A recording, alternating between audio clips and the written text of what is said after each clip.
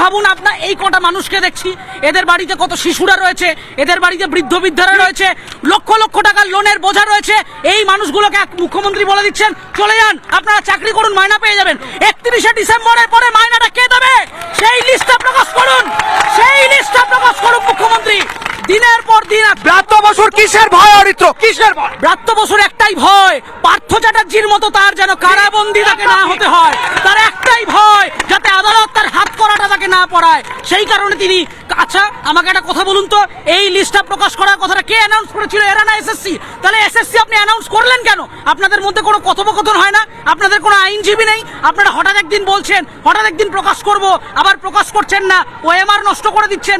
তাহলে দিনের পর দিন এইভাবে যে মানুষগুলো অযোগ্যরা আমাদের নতুন প্রজন্মকে ধ্বংস করেছে, আজকে 2 দশক পিছিয়ে গেছে আমাদের শিক্ষা ব্যবস্থা, এই দায়টা কোন ব্রাত্য বসু? কার এটা দায়? মমতা বন্দ্যোপাধ্যায়ের দায়, ব্রাত্য সরকারের দায়, এই দায় রাজ্য সরকারের দায়। এই মুহূর্তে রাজ্য সরকারের উচিত ক্ষমা প্রকাশ করে ওএমআর শিটটা পাবলিশ করা। কোন কোর্ট